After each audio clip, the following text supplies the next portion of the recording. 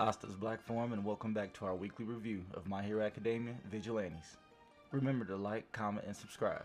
My Hero Academia Vigilantes Episode 11, The Day Of. There's not much going on this episode. We're mostly focused on planning and rehearsal for the Marukane department store. Most of the plot is two performers falling in love with each other and us learning how to share the stage. We see Captain Celebrity still working on his image.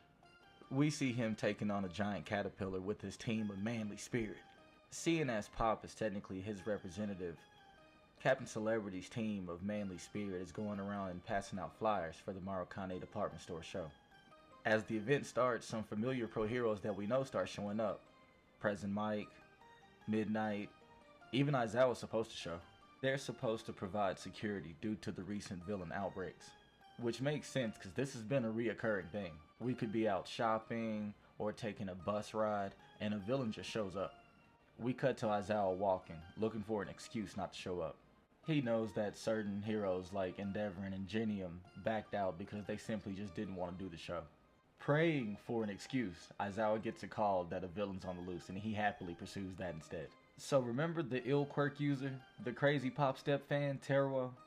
We see what happened to him after he walked into that alley with Honey. He's the villain on the loose. Aizawa catches up to Teruo and he can tell that he can barely control his body.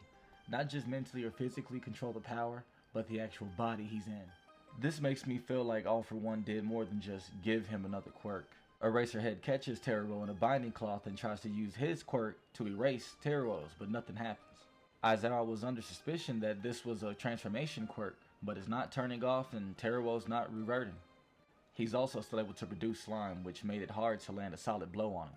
Teruo's anger grows and he starts producing electricity. Then we see a new title card for his quirk, which is now Electric Eel. And this is what I was saying, I feel like All For One did more than just give him more quirks. In the All Might fight, we saw All For One adding attributes to his powers from quirks. I think that's what he did to Teruo. Gave him electricity production, as well as slight gigantification. And since his skin is blue now, he might have altered the actual eel quirk itself to be able to handle electricity. Anyway, we cut to Honey watching over her experiment as usual. She hints to cause some trouble at Marukane, and then she gets a call from All For One. He's not behind her wreaking havoc at the moment as it's giving them away too much. Of course, they're trying to be sneaky and plan and gather information. She keeps setting up loud, grandiose schemes with villains that just leave information and evidence. As Honey's being rebellious and talking about how she doesn't like to be lectured, Knuckle Duster drops in. And this is what we've been waiting on, because we've been seeing him follow her for the past episode.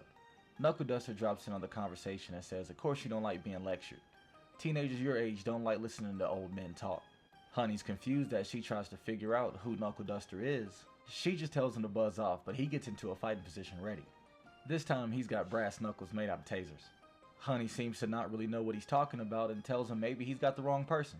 Knuckle Duster makes it clear that he isn't talking to Honey, but the true owner of the body, his daughter, Tamao Ogoro. It finally dawns on Honey who Knuckle Duster is, and she gets a sadistic face and gets ready to fight as well.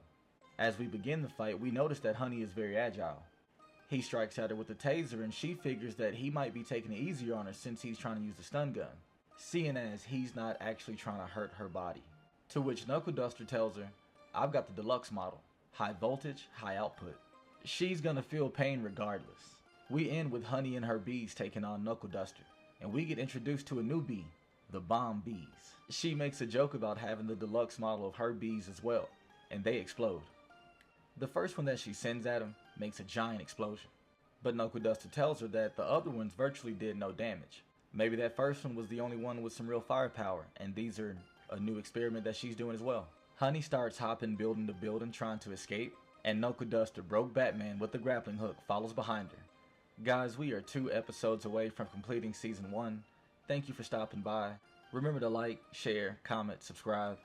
Asta's Black Forum, and we'll catch you later. Also, again, Fan Expo in Denver, July 3rd through 6th. We will be there the 3rd and 4th, so you guys come by and have some fun.